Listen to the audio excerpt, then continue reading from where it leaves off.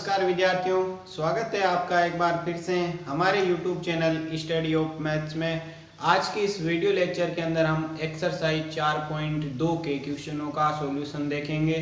तो इससे पहले मैं आपको कहना चाहता हूं कि आप हमारे सारणिक और मैट्रिक्स के जो पूर्व वीडियो लेक्चर है आप उनका अवश्य अध्ययन करें ताकि इसको समझने में आपको कोई दिक्कत ना हो। यदि किसी भी वीडियो में आपको कोई प्रॉब्लम हो तो आप हमें ज़रूर कमेंट करके बताएं और देखने से पूर्व आप हमारे वीडियो को लाइक, शेयर और सब्सक्राइब जरूर करें। तो देखिए, पहला क्वेश्चन इस प्रकार से है कि यदि ये सारणिक है, इसकी वैल्यू कितनी दे रखी है, इक्वल में 0 है, तो इसमें L अनुपात M की वैल्यू यानी L और M का रेशियो कितना आएगा वो हमारे को बताना है। तो देखिए, इसका सॉल्यूशन हम किस प्रकार से करेंगे कि ये सारणिक है, सारणिक में L M 2 3 is equal to 0 दे रखा है। तो सारणी कितने की है, 2/2 की सारणी का। तो 2/2 की सारणी की वैल्यू कैसे निकालते हैं, अग्रज विकर्ण माइनस पश्च विकर्ण। तो इसका गुणन करवाएंगे तो ये कितना प्राप्त हो जाएगा, 3L minus 2M is equal to 0। तो सॉल्यूशन कितना हुआ, 3L is equal to 2M। तो यहाँ से L अनुपात M चाहिए, तो मैं इसको क्या लिखूंगा, L बटा M, यानी ये इधर आएगा तो बटे में और उधर को भेजेंगे तो 2/3। तो यहाँ से ये हो जाएगा हमारे पास L ratio M is equal to 2 ratio 3, यानी इसका जो अनुपात है वो कितना प्राप्त हुआ, 2:3 प्राप्त हो गया। तो अब आप इसका एक स्क्रीनशॉट ले सकते हैं। वो इस प्रकार से कि एक सारणिक दे रखे डेल सारणिक के द्वितीय पंक्ति के अवयवों की उप सारणिक बतानी है। तो देखते हैं इसके अंदर द्वितीय पंक्ति कौन सी है और उसके अवयवों की उप सारणिक निकालेंगे। तो ये हमारे पास में द्वितीय पंक्ति, ठीक है, यानी सेकंड रो है। इसके सभी अवयवों की उप सारणिक क्या आएगी वो बतानी है। तो देखिए, इसका सॉल्यूशन हम क्या देखते हैं कि द्वितीय पंक्ति में पहला अवयव है तो इसकी पोजीशन क्या है, इसकी स्थिति क्या है उसको देखते हैं। तो ये तो पंक्ति तो कौन सी है हमारे पास, यानी ए पंक्ति, इसमें दूसरी और स्तंभ कौन सा है, पहला। A21 जो अवयव है, अवयव की उप सारणिक, यानी इसका पहला जो अवयव है A21 अवयव है, इसकी जो उप सारणिक हम निकालेंगे वो इस प्रकार से आएगी, यानी उप सारणिक को कैपिटल से व्यक्त करेंगे तो 21 इज इक्वल टू। अब देखिए इसका सॉल्यूशन कैसे करेंगे कि इसके अनुदिश पंक्ति और स्तंभ को हटा देंगे, यानी इस अवयव के अनुदिश पंक्ति हट गई और ये स्तंभ हट जाएगा। तो क्या बचेंगे हमारे पास उप सारणिक में, एक बचेगा 3, एक बचेगा 4, 8 और 9। तो ये इसकी उप सारणिक प्राप्त हो गई है। इसी प्रकार से इसका सेकंड एलिमेंट कौन सा है, 2 एलिमेंट, यानी दूसरी पंक्ति दूसरा स्तंभ, अवयव की उप सारणिक, अवयव की उप सारणिक क्या हो जाएगी, A22। उसका मान कैसे निकालेंगे, वही उसके अनुदिश पंक्ति और स्तंभ को हटाया, पंक्ति तो ये हटेगी, स्तंभ बीच वाला हटेगा, तो क्या बचेगा 2, 1, 4, 9, ठीक है। इसी प्रकार से 2, 3 अवयव की उप सारणिक है, यानी A23 हमारे को क्या प्राप्त होगी, उसके अनुदिश पंक्ति और स्तंभ को हटाया तो क्या बचा, 2, 1, 3, 8। तो ये हमारे को इन पंक्ति यानी कि द्वितीय पंक्ति के अवयवों की उप सारणिक आ गई है। तृतीय पंक्ति की, दूसरे स्तंभ की, तीसरे स्तंभ की, किसी की भी पूछता है तो ये फॉर्मेट आपको ध्यान होना चाहिए। तो आप ये स्क्रीनशॉट ले सकते हैं। है वो इस प्रकार से कि सारणी का मान ज्ञात कर दो। तो सारणी का मान तो हम वैसे प्रश्न के माध्यम से कर सकते हैं, जबकि इसके अंदर संख्याएं हैं वो कुछ बड़ी संख्याएं हैं, 20, 21 इस प्रकार से, तो इनका गुणन में हमारे को टाइम लगेगा कैलकुलेशन में। तो हम इस क्वेश्चन को सारणी के गुणधर्मों के माध्यम से सरल करते हैं। तो देखिए, गुणधर्म में हम क्या करते हैं, या तो सभी किसी पंक्ति या किसी स्तंभ के सभी अवयवों को शून्य बना लेते हैं, या 2 पंक्ति या 2 स्तंभ समान बना लेते हैं। उस प्रकार की इसमें कोशिश करेंगे। तो अब देखिए, यहाँ मेरे पास में इसमें R2 के ऊपर मैं इसमें संकीर्ण लगा रहा हूँ, R2 माइनस R1, ठीक है, और R3 के ऊपर मैं संकीर्ण लगा देता हूँ यहाँ पर R3 माइनस R1। तो यहाँ देखिए, ये जैसे ही मैं दोनों संकीर्ण लगाऊंगा तो मेरे को क्या रिजल्ट मिलेगा इसके अंदर कि यहाँ ये सारणिक किस में लगाई, R2 और R3। तो R1 नो चेंज है, तो पहले उसको एज इट इज लिख दो, 13, 16, 19। अब R2 के ऊपर क्या है कि R2 में से R1 को घटाया तो 14 minus 13 1, 17 minus 16 1, 20 minus 19 1, R3 minus R1, इसमें से इसको घटाना है तो 15 माइनस 13 2, 18 माइनस 16 2, 20 21 माइनस 19 तो भी 2। ठीक है। अभी तक इसका रिजल्ट प्राप्त नहीं हुआ तो मैं यहाँ क्या करता हूँ इसके अंदर कि ये हमारी जो थर्ड पंक्ति है इसकी R3 है, उसमें से इसका प्रत्येक एलिमेंट कितना है 2 है, तो मैं उसको बाहर ले सकता हूँ। तो यहाँ लिखेंगे R3 से 2 को बाहर लेने पर, जैसे इनको बाहर लेंगे तो हमारे पास रिजल्ट क्या मिलेगा इसका वो देखना है।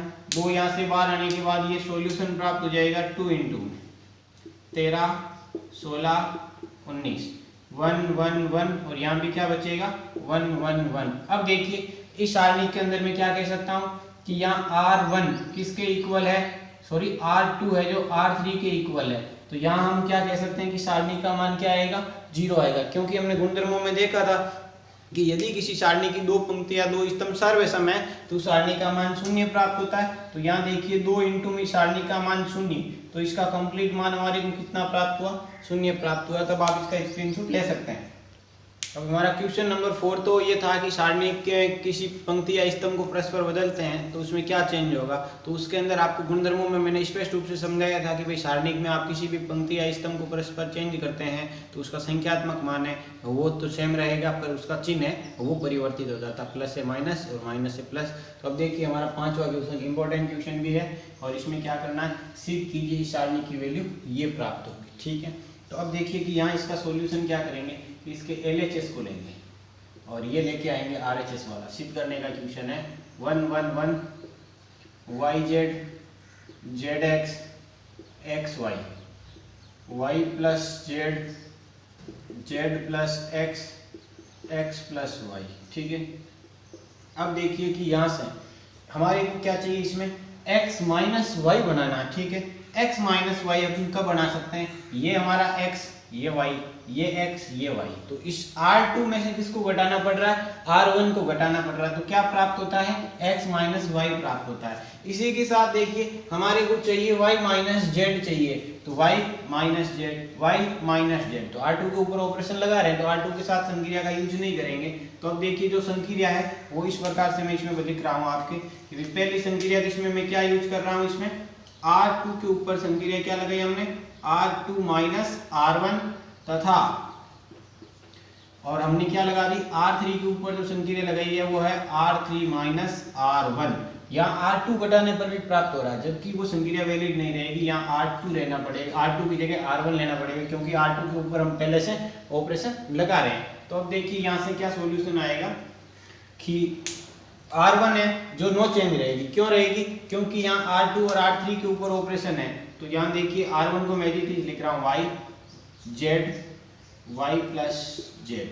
अब देखिए R2 minus R1 1 minus 1 0 z x minus y z, तो ये क्या बच जाएगा z कॉमन आने के बाद x माइनस y बच जाएगा। ठीक है, इसमें से इसको घटाया और z कॉमन, इसमें से इसको घटाओ तो क्या बचेगा z plus x minus y minus z, तो माइनस जेड से प्लस जेड कैंसिल हो जाएगा और x माइनस वाई बचेगा। ठीक है, अब देखिए R3 में से R1 1 माइनस 1 की वैल्यू 0, अब इसमें से इसको घटा रहे हैं तो यहाँ क्या कॉमन आ जाएगा हमारे पास, इसमें से इसको घटाया तो y कॉमन आ जाएगा। ठीक है, तो y कॉमन आने के बाद क्या बचेगा x माइनस जेड। ठीक है, कोई दिक्कत नहीं। इसी प्रकार से यहाँ देखिए इसमें से इसको घटाएंगे तो हमारे पास क्या आ जाएगा x माइनस जेड आ जाएगा। ठीक है, और y से y कैंसिल हो जाएगा। अब देखो कि हम इसमें क्या कर सकते हैं कि R2 से क्या कॉमन आ रहा है x माइनस वाई और R3 से x माइनस जेड, तो यहाँ लिखेंगे हम लोग R2 से यानी R2 से x माइनस वाई। ठीक है, और R3 से हम क्या ले सकते हैं R3 से z माइनस x बाहर लेने पर। अब देखिए यहाँ मैंने z माइनस x लिखा है क्योंकि सिद्ध करने वाले में z माइनस x चाहिए, यहाँ क्या है x माइनस जेड है, तो यहाँ क्या बच जाएगा -1 बच जाएगा, यहाँ भी -1 यानी माइनस कॉमन आ जाएगा यहाँ से। तो अब देखिए यहाँ से क्या रिजल्ट मिलेगा इसका, ये सॉल्यूशन 1 0 0 एज इट इज, ये आपका yz और ये आपका y plus z as it is. ठीक है, अब इनमें क्या चाहिए, यहाँ से x माइनस वाई बाहर गया तो z बचा, यहाँ बचेगा 1, यहाँ से z माइनस एक्स बाहर लिया ध्यान रखना, तो यहाँ क्या हो जाएगा माइनस का y, ये z माइनस एक्स ले रहे हैं क्योंकि सिद्ध करने वाले में z माइनस एक्स चाहिए, तो यहाँ क्या बचेगा -1। अब हम इसका प्रश्न कर देंगे और यहाँ हमारा जो बार लिया उस रिजल्ट को लिखेंगे। तो ये x - y और ये z - x, ठीक है। अब इसका C1 के अनुदिश हम प्रश्न कर सकते हैं। तो रिजल्ट क्या मिलेगा, देखिए C1 के अनुदिश प्रश्न करने पर, C1 के अनुदिश प्रसरण करने पर, C1 के अनुदिश प्रसरण क्यों किया है, क्योंकि इसमें 2 0 आए हैं तो कैलकुलेशन में टाइम नहीं लगेगा। तो देखिए कि यहाँ से हमारे पास इसका रिजल्ट क्या प्राप्त होता है कि x - y तो हमारे पास ऑलरेडी है और z - x है और यहाँ देखिए प्लस का चिन्ह और इनकी कैलकुलेशन 0 मिलेगी।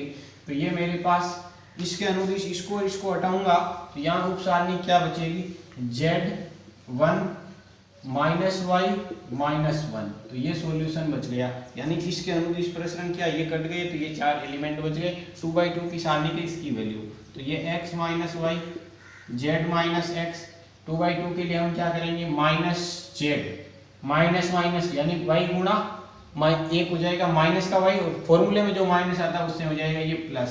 तो ये सॉल्यूशन कंप्लीट क्या आ गया, x - y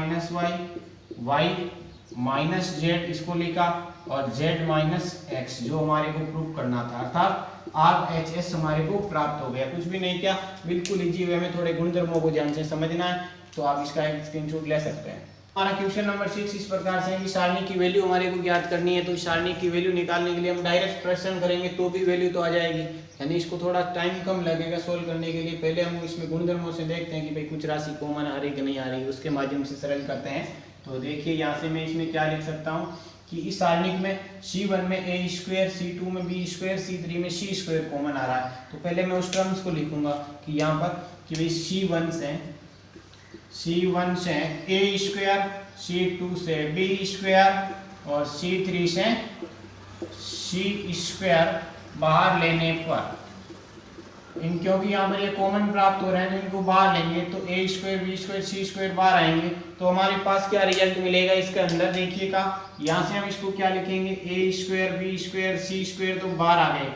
यहाँ का रिजल्ट क्या प्राप्त हो जाएगा 0bc, यहाँ क्या बचेगा a0c, यहाँ क्या बचेगा ab0, ठीक है। अब हम इसका प्रश्न कर देंगे क्योंकि अब प्रश्न करने में कोई प्रॉब्लम नहीं आएगी। तो यहाँ से हमारे पास a² b² c² प्रसरण हम चाहे उसके अनुदिश कर सकते हैं। तो 0 इसमें प्राप्त हो रहा था r1 के अनुदिश प्रसरण, तो यहाँ मैं लिख दूंगा r1 के अनुदिश इस सारणी का प्रसरण करने पर।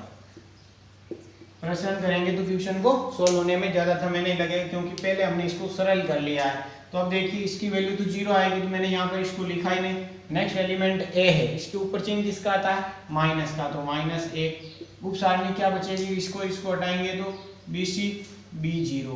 अब देखिए नेक्स्ट एलिमेंट प्लस का a और यहाँ पर हमारे पास क्या बचेगा, इसको काटेंगे bc 0c, तो ये हमारे पास प्राप्त हो गया। अब देखिए इसका सॉल्यूशन a² b² c² तो ऑलरेडी था माइनस का a और यहाँ से इसका 0 और ये क्या बचेगा माइनस का bc, ठीक है।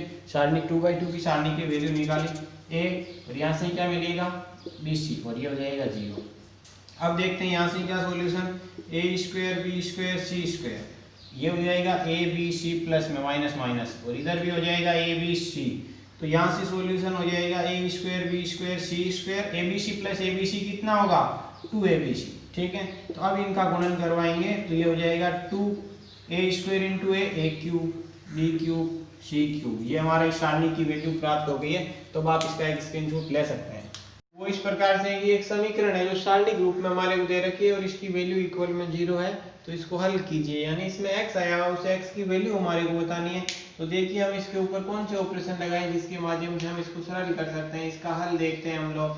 तो देखिए यहाँ से इसका सॉल्यूशन क्या रहेगा कि x प्रत्येक पंक्ति और प्रत्येक स्तंभ में इसमें x की टर्म आई हुई है तो उसको हम कुछ कैंसिल करेंगे। डायरेक्ट प्रश्न करने से इसकी वैल्यू हमारे को प्राप्त नहीं होगी। तो इसमें देखिए कुछ करेक्शन हम करते हैं। तो उसके लिए किस प्रकार से सॉल्यूशन करते हैं इसमें कि भाई जैसे मैं यहाँ पर r1 के ऊपर इसमें सीधी संख्या लगा देता हूँ, क्या r1 माइनस r2, इस x में से इस x को हटाएंगे तो एक x कैंसिल हो जाएगा, 2x भी कैंसिल, 3x भी कैंसिल होगा, और r2 के ऊपर मैं इसमें संख्या लगा देता हूँ क्या r2 माइनस r3, तो ये संख्या मैं इसमें यूज कर रहा हूँ। तो अब देखिए कि यहाँ से इनका मैं जैसे यूज देखूंगा तो इसमें क्या रिजल्ट हमारे को प्राप्त होगा, ध्यान से समझना है आपको कि यहाँ इसके अंदर R1 और R2 के ऊपर हमने सेंटीग्रेड लगाई है, तो R3 नो चेंज, तो ये हमारा x minus 8, 2x minus 27, 3x minus 64, ठीक है। अब देखिए कि यहाँ R1 के ऊपर R1 माइनस R2, इस एलिमेंट में से इस एलिमेंट को हटाना है, तो क्या बचेगा, x माइनस 2 में से x माइनस 4 करेंगे, घटाएंगे तो x से x कैंसिल, और ये प्लस के 4 में से 2 जाएगा तो 2 बचेगा, यहाँ 6 बचेगा, इसमें से इसको घटाएंगे और इसमें से इसको घटाएंगे तो आ जाएगा 12, ठीक है। अब देखिए इसमें से इसको घटाना है तो यहाँ पर 4 बचेगा, इसमें से इसको घटाना है तो यहाँ हमारे पास में इसका मान आ जाएगा 18, और यहाँ से इसमें से इसको घटाएंगे तो यहाँ का सॉल्यूशन हमारे पास में कितना आने वाला है, वो आपको देखना है कि यहाँ इसमें से हमें जैसे ही इसको घटाऊंगा तो 3x से 3x कैंसिल हो जाएगा, 64 में से 16 गए, कितने बचेंगे, 48 बचेंगे। अब देखिए इसका सॉल्यूशन मैं कैसे करता हूँ कि यहाँ हम चाहें तो इसके लिए क्या करते हैं, भाई इसको भी हटाना है, इसको भी हटाना है, x की टर्म्स केवल 1 रखेंगे।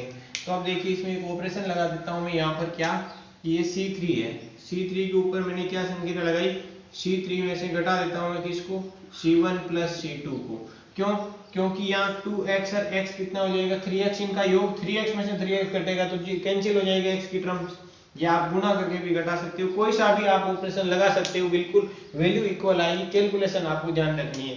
तो अब देखेंगे यहाँ पर, तो ये C1 as it is 2 4x minus 8 as it is लिखा, ये हमारा कितना है 6 18 2x माइनस 27। अब यहाँ ऑपरेशन क्या है, C3 का एलिमेंट है 12 माइनस C1 प्लस C2, इनको ऐड किया तो कितना हुआ 8, तो कितने बचेंगे 4, तो मैंने यहाँ लिखा 48 में से इन दोनों का योग कितना हुआ 22 को जैसे ही घटाएंगे तो हमारे पास में कितने बचेंगे, यानी 48 माइनस 22 करने हैं आपके पास में, तो ये 6 और यहाँ आ जाएगा आपका 26, यहाँ की इसकी वैल्यू आ जाएगी 26। अब देखिए कि यहाँ इसी प्रकार से हम इस टर्म्स को देखेंगे, इसमें से ये मेरा 3x माइनस 64 है, ठीक है, इसमें से किसको घटाना, इन दोनों के योग को, तो योग क्या मिलेगा हमारे को, माइनस किसको करना है, इनका योग, 2x और x कितना हुआ 3x, 27 और 8 कितने हो जाएंगे, माइनस के 35 हो जाएंगे, ठीक है। अब देखिए यहाँ 3x माइनस 64 माइनस का 3x प्लस का 35, चिन्ह चेंज, इससे ये कैंसिल, इसमें से इसको घटाएंगे तो कितने बचेंगे, माइनस के 29 बचेंगे, ठीक है। अब देखिए कि ये टर्म्स हमारे पास आने के बाद हम इसका सॉल्यूशन कैसे करते हैं, इसको भी हटा लेते हैं, 2x की टर्म्स को कैंसिल करेंगे तो हम इसमें क्या करेंगे कि भाई C2 के ऊपर ऑपरेशन लगाएंगे, C2 माइनस 2C1, यानी 2 से गुणा करके घटा देंगे ताकि ये 2x एंड 2x की टर्म है वो कैंसिल हो जाए। तो अब इसमें यही देखना है इसकी जो वैल्यू हमारे को किसके इक्वल दी हुई है, 0 के इक्वल, तो हम इसको 0 के इक्वल लेके चल रहे हैं। C2 के ऊपर है तो C1 और C3 no change, 2 4x minus 8 26 minus 29, ठीक है, इक्वल टू 0। अब C2 में से 2C1 6 को इसको 2 से गुणा करना है, 2 इंटू 2 4 माइनस 6, यानी कि यहाँ पर हमारे पास में आ जाएगा 2। इसी प्रकार से इसको घटाना 18 में से इसको 2 से गुणा करके घटाएंगे तो 8, तो कितने बचेंगे 10 बचेंगे। अब यहाँ की टर्म्स देखनी है विशेष, 2x माइनस 27, क्या करेंगे इसको 2 से गुणा करके घटाएंगे तो माइनस का 2x प्लस का 16, तो 2x से 2x कैंसिल, इसमें से इसको घटाया तो बचेगा माइनस 11, ठीक है। ये टर्म्स हमारे पास में आ गई है, यानी अब x की टर्म एक ही बची है, इसका सॉल्यूशन इजी वे में हम कर सकते हैं। तो उससे पहले देखिए कि R1 से हम 2 कॉमन ले सकते हैं और R2 से भी हम 2 कॉमन ले सकते हैं, तो उनको मैं लिख देता हूँ यहाँ। R1 से क्या कॉमन ले रहा हूँ मैं, R1 तथा R2 से 2 बाहर लेने पर, ठीक है।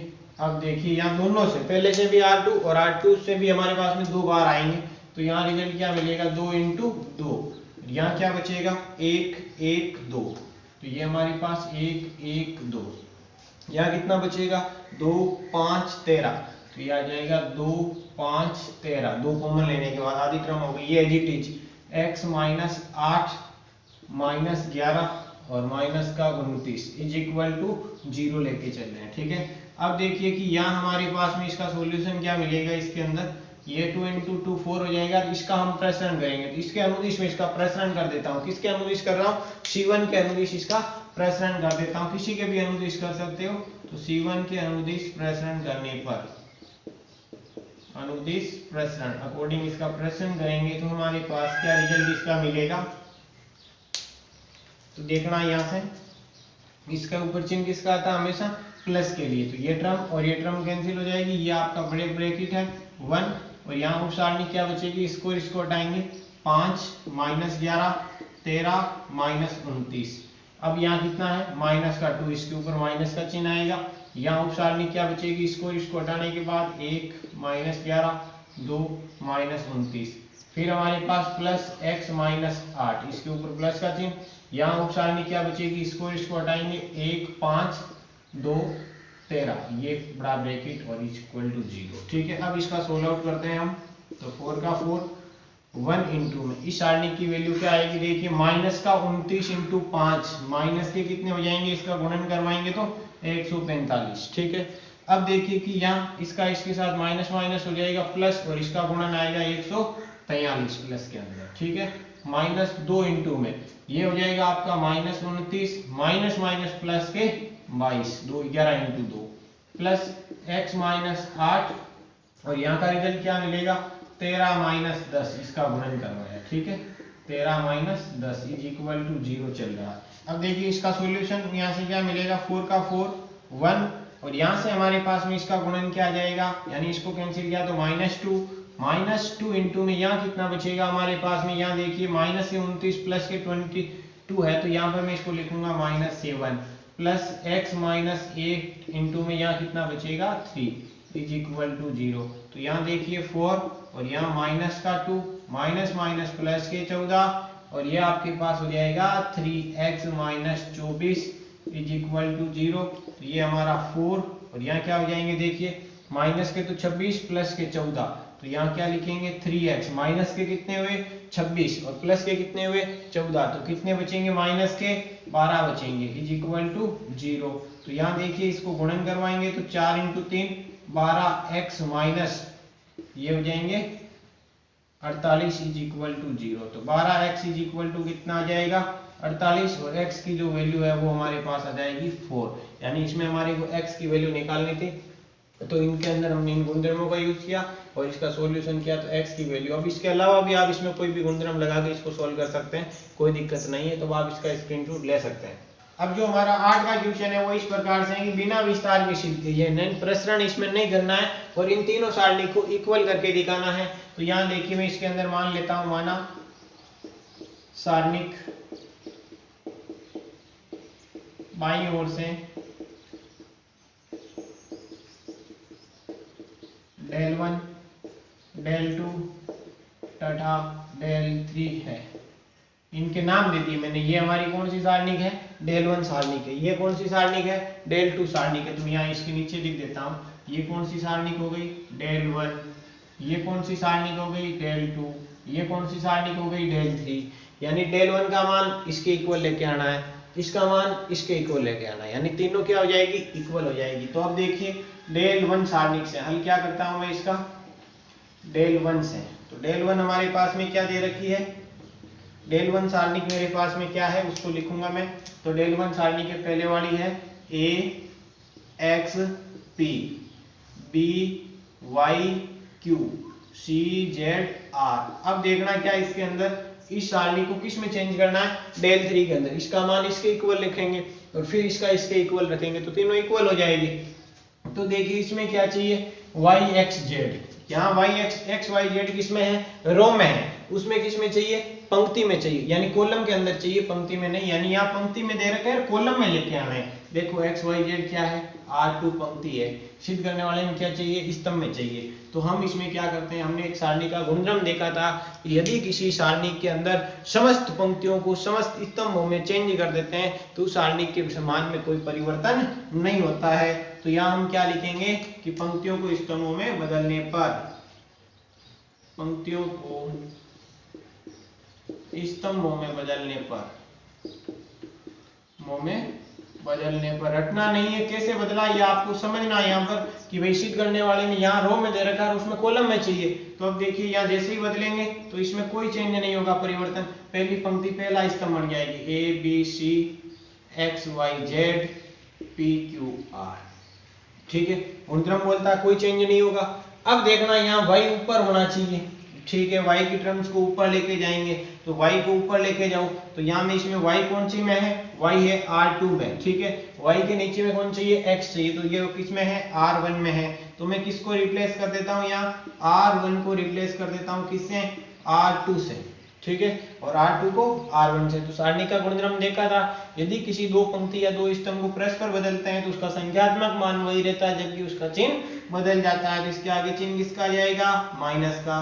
क्या चेंज किया हमने, R1 की जगह R2 को लिखा, R2 की जगह R1 को लिखा। तो ये B Y Q A X P C Z R क्यों लिखा, क्योंकि सिद्ध करने वाले में यही टर्म्स चाहिए। अब देखिए सिद्ध करने वाले में y फर्स्ट नंबर पर होना चाहिए, तो इसको इधर लाओ और इसको इधर भेजो तो y x z हो जाएगा।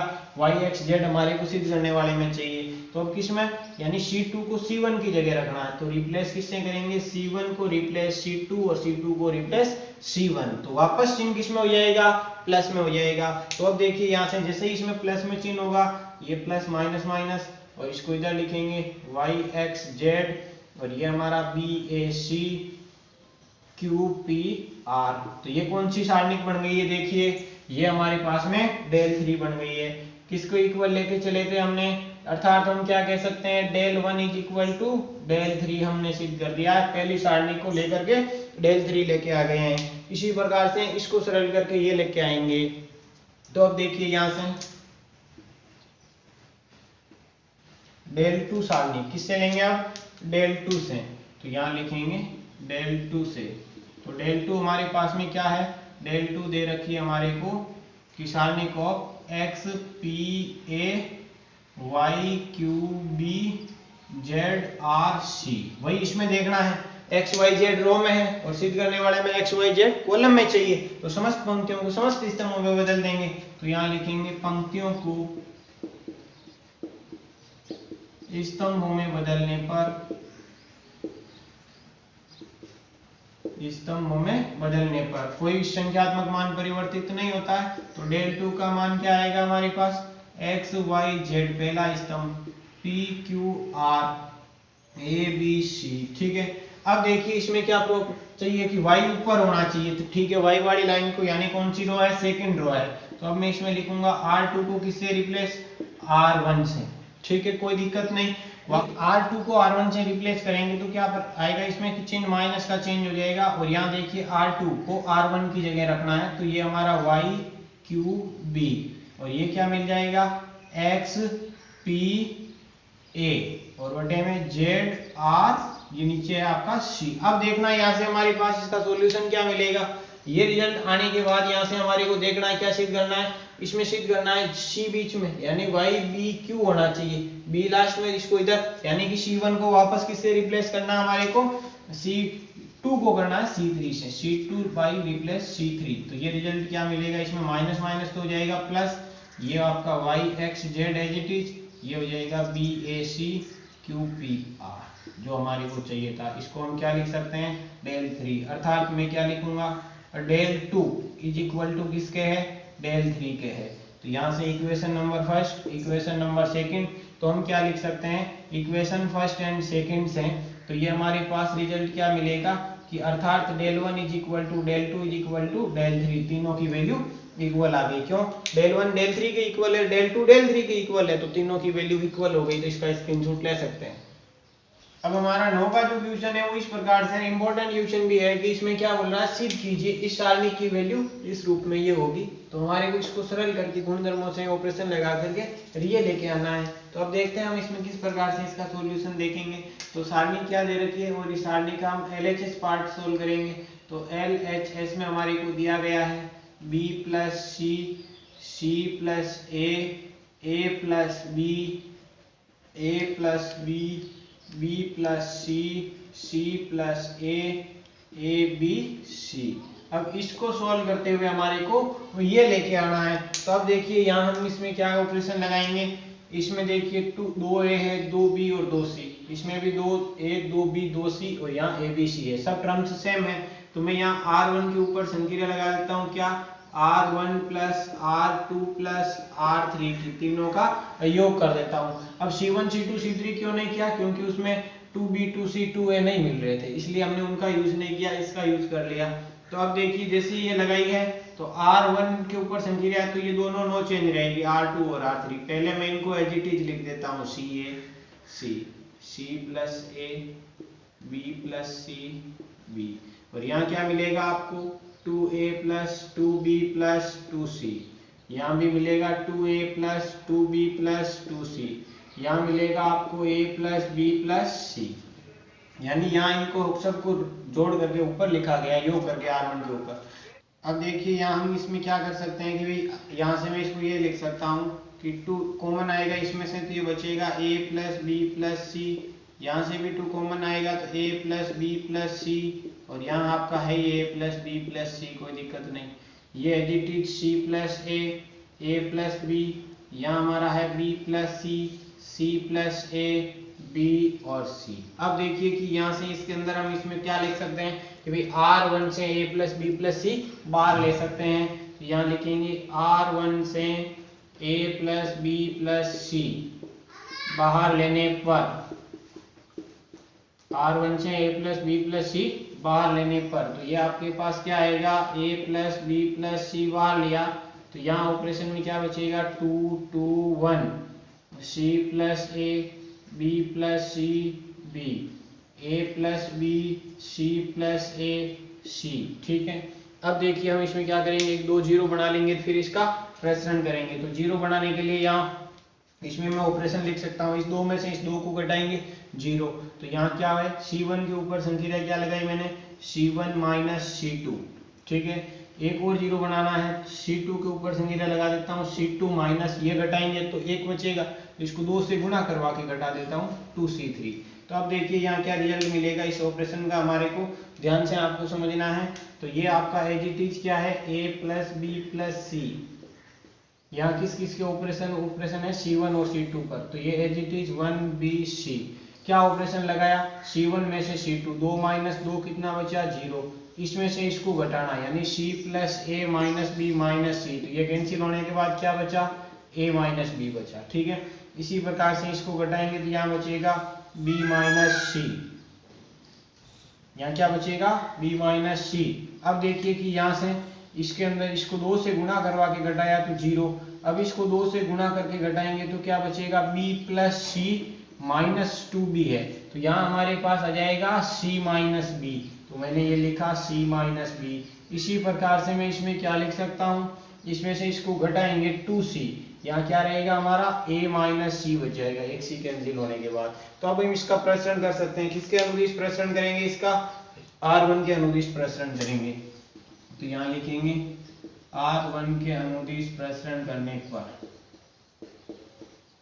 r1 के अनुदिश प्रसरण करने पर, r1 के अनुदिश इसका प्रसरण करेंगे तो क्या रिजल्ट मिलेगा, देखिए यहाँ से मैं इसको क्या लिखूंगा a plus b plus c, और यहाँ से r1 के अनुदिश इसका प्रसरण करेंगे, ये वैल्यू 0 आएगी, ये वैल्यू 0 आएगी, बचा क्या 1, और इसके ऊपर चिन्ह किसका था प्लस का, तो उपसारणी क्या बचेगी हमारे पास a minus b c minus b b minus c और a माइनस c, ठीक है। तो अब देखिए यहाँ से ये a plus b plus c तो है, इसकी वैल्यू इनका गुणन करवाएंगे तो ये हमारा क्या बचेगा a माइनस b गुणा a minus c minus b minus c गुणा b c माइनस b, ये रिजल्ट बचा, ठीक है। तो अब देखिए यहाँ से इसको क्या लिखेंगे a plus b plus c, और यहाँ इसका गुणन करवाएंगे तो a square minus ac minus ab plus bc, ठीक है। इनका गुणन करवाया तो ये सॉल्यूशन।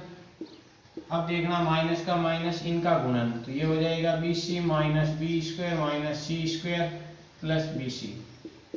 अब देखिए यहाँ से इसका रिजल्ट क्या मिलेगा a plus b plus c, और यहाँ a square minus ac minus ab plus bc, और इसको अंदर गुणा कराएंगे minus bc plus b square plus c square minus bc, ठीक है। अब देखना क्या है कि इस प्लस बी सी से minus b c cancel out हो गया और ये क्या बचा, a plus b plus c, ये हो गया a square plus b square plus c square minus a b minus b c minus a c, ये टर्म्स बची है। ये हमारे पास एक फॉर्मूला होता है किसका, a cube plus b cube minus 3abc का, जो आपको सिद्ध करना है। A cube plus b cube plus c cube minus 3abc, इसका रिजल्ट ये मिलेगा, यानी एक फॉर्मूला भी होता है। तो अब आप इसका एक स्क्रीनशॉट ले सकते हैं। अब जो क्वेश्चन नंबर 12 है वो हमारे इस प्रकार से सिद्ध कीजिए, ये वैल्यू है क्वेश्चन 10 और 11, बिल्कुल इजी वे में उनको आप भी सोल्व कर सकते हैं। मैं हार्ड क्वेश्चन ले रहा हूँ। तो अब देखिए यहाँ से हमारे पास क्या है, सिद्ध कीजिए। इसका सॉल्यूशन ये है, तो इसके LHS को मैं ले रहा हूँ। LHS क्या है इस सारणी के अंदर, a square b c a c plus c square, ये हो जाएगा a square plus a b square a c, a b square plus b c square. अब देखिए यहाँ से मैं इसमें क्या सॉल्यूशन लिख सकता हूँ कि भाई देखो यहाँ इस C1 में सब जगह ए प्रेजेंट है, इसमें बी प्रेजेंट है, इसमें सी प्रेजेंट है, तो ए बी सी बाहर ले सकते हैं। वैसे ही हमारे को प्रूव करने वाले में ए बी सी चाहिए, गुणन के अंदर इनका स्क्वायर चाहिए। यहाँ लिखेंगे C1 से ए, C2 से बी तथा C3 से सी बाहर लेने पर, इनसे जैसे ही बाहर लेंगे तो मेरे पास रिजल्ट क्या आ जाएगा, बाहर ए बी सी तो बाहर आ जाएंगे और यहाँ क्या बचेंगे, देखिए यहाँ हमारे पास आ जाएगा ए बी सी और यहाँ सारणी क्या बचेगी, यहाँ ए, यहाँ से ए बाहर गया तो क्या बचा ए प्लस बी और यहाँ क्या बचा बी।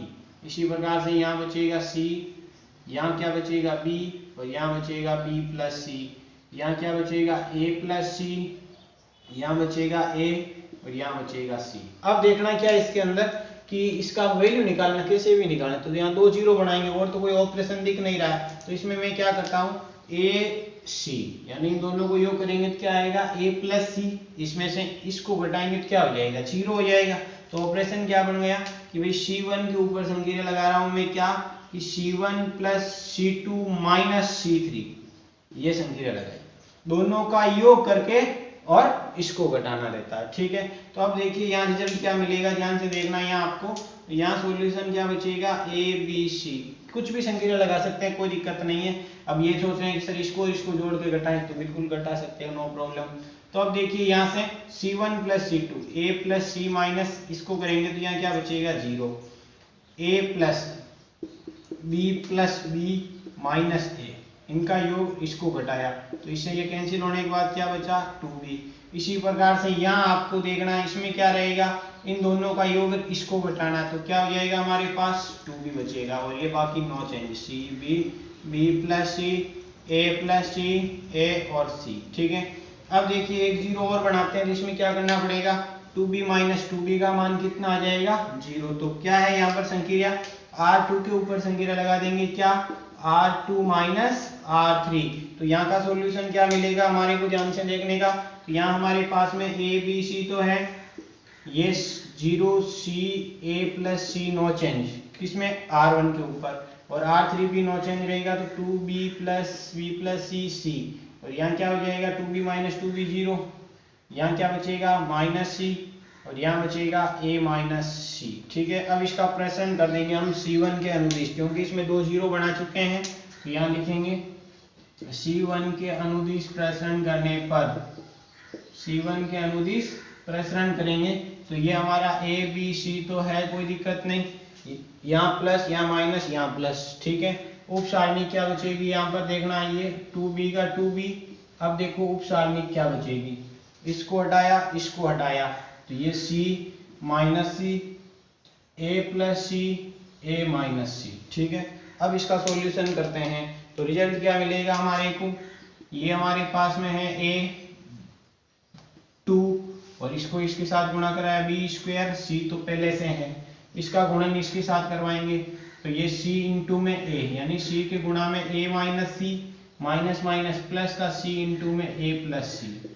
अब देखिए यहाँ से सॉल्यूशन क्या मिलेगा 2ab स्क्वायर सी अंदर गुणा ac माइनस सी स्क्वायर प्लस ac प्लस का सी स्क्वायर से सी स्क्वायर कैंसिल, क्या बचा 2ab² AC और AC कितने हो जाएंगे 2AC, गुणन करवाएंगे 2 × 2 कितना हो जाएगा 4a²b² c², क्या है RHS, जो हमारे को सिद्ध करना था। तो अब इसका स्क्रीनशॉट ले सकते हैं। अब जो हमारा 13 का क्वेश्चन है वो इस प्रकार से कि एक सारणिक डेल है, इसमें ये इसके एलिमेंट हैं, यदि capital A1 capital B1 capital C1 आदि क्रम से अवयव small a1 small b1 small c1 आदि के शेखंड हो, यानी इन अवयवों के A1 का सेकंड कौन है कैपिटल A1 है, B1 का कैपिटल B1 कैपिटल C1 ये इसके सेकंड है, तो सिद्ध करना डेल स्क्वायर की वैल्यू ये आएगी। डेल क्या है ये वाली है, ठीक है। तो अब देखिए इसका सॉल्यूशन हम इस प्रकार से करते हैं। यहाँ डेल सारणी क्या दे रखी है, पहले मैं उसको रीड करता हूँ, A1 A2 A3 B1 B2 B3 C1 C2 C3। अब देखिए ये इसके क्या है शेखंड है इन अवयवों के, तो शेखंड की सारणी को मैं मान लेता हूँ क्या है डेल डैश, ये मैंने मान लिया इसके अंदर।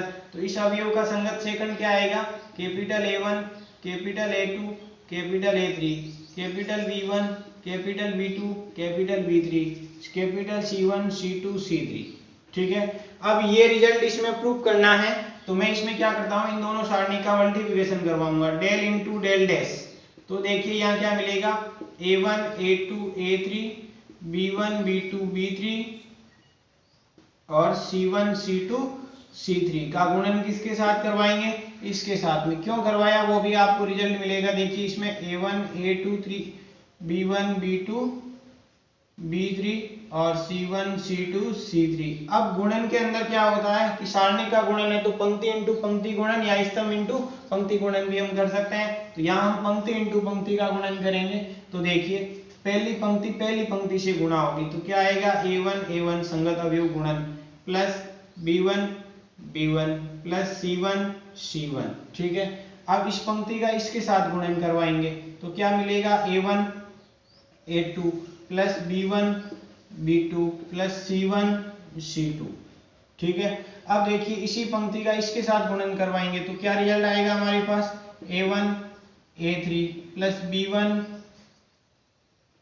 B3 प्लस C1 C3, ठीक है। यहाँ से हमारे पास रिजल्ट, अब पहली पंक्ति तीनों से गुणा होगी तो दूसरी पंक्ति भी गुणा होगी, तो ये रिजल्ट क्या मिलेगा A2 A1 plus B2 B1 plus C2 C1।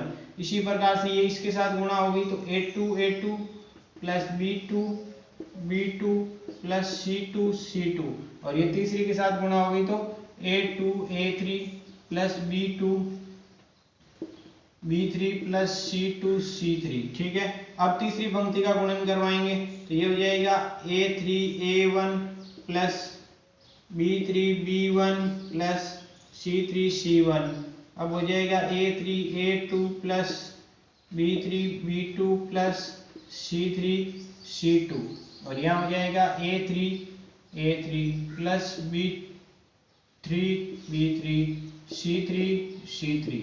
अब देखिए हमने सारणी के गुणधर्म में देखा था कि यदि किसी सारणी के किसी पंक्ति या स्तंभ के प्रत्येक अवयव को उसके संगत सेकंड से गुणनफलों का जो योग होता है वो क्या होता है सारणी का मान देता है। तो अब देखिए यहाँ इस पंक्ति के अंदर क्या हो रहा है संगत अवयव का सेकंड है 1 1 1 1, तो ये एक सारणी का मान देगा। इसके अंदर भी संगत है 2 2 2, इसके अंदर भी संगत है, यहाँ 1 है यहाँ 2 आ गया, यहाँ 1 है यहाँ 2 आ गया, तो इन बाकी का मान क्या होता है 0, और ये संगत अवयव जहाँ होते हैं उनको सारणी का एक मान देते हैं। तो यहाँ हमारे पास इसकी सारणी क्या प्राप्त हो जाएगी, ध्यान से समझिए। ये एक सारणी का गुणधर्म होता है कि संगत सेकंड और उन अवयवों का गुणनफल सारणी की वैल्यू को निरूपित करते हैं। तो डेल इंटू में del dash is equal to क्या हो जाएगा, ये इसको मैं डेल लिख रहा हूँ क्योंकि सारणी की वैल्यू निरूपित करता है 0 0, बाकी की वैल्यू 0 आएगी, आप चेक भी कर सकते हैं किसी क्वेश्चन में 0 0 0 डेल। अब देखिए इससे डेल कॉमन आ जाएगा, इससे भी डेल कॉमन आ जाएगा, इससे भी डेल कॉमन आ जाएगा, तो यहाँ लिखेंगे R1 R2 तथा R3 से डेल बाहर लेने पर, जैसे इसको बाहर लेंगे तो हमारे पास क्या सॉल्यूशन बनेगा। तो देखिए इधर ध्यान से समझना, यहाँ बाहर क्या आएगा del into del dash is equal to 3 जगहों से डेल इंटू डेल, तो क्या हो जाएगा डेल का क्यूब, और यहाँ सारणी क्या बचेगी 1 0 0 0 1 0 0 0 1, इसकी वैल्यू हो जाएगी, एक ही सारणी का मान निकालेंगे तो हमारे पास रिजल्ट क्या बचेगा, आप देखिए डेल इंटू में del dash is equal to del cube, तो यह आ जाएगा del dash is equal to del square, del से डेल कैंसिल हो जाएगा। तो देखिए del square is equal to del dash, del dash का मान कितना हमारे पास, ये रहा, ये वैल्यू यहाँ रखेंगे डैश की जगह, तो ये हो जाएगा capital A1 A2 A3 B1 B2 B3 C1 C2 C3 जो आपको प्रूव करना था। तो इसमें कुछ भी नहीं किया हमने कि भाई ये जैसे जैसे बोल रहा है ये सेकंड है तो ये सारणी दी हुई, तो सेकंड की सारणी को डेल डैश, इनका गुणन करवाया, ये सारणी के गुणनफल से इनकी वैल्यू डेल हो गई, बाकी अवयवों की जीरो हो गई है, और इनके यहाँ से डेल हमने कॉमन लिया तो यहाँ कैंसिल आउट होने के बाद इसकी वैल्यू आ गई है। तो हम अगले वीडियो के अंदर हम इसके विविध प्रश्नमाला का सॉल्यूशन देखेंगे। तो मिलते हैं अगले वीडियो में। जय हिंद जय भारत।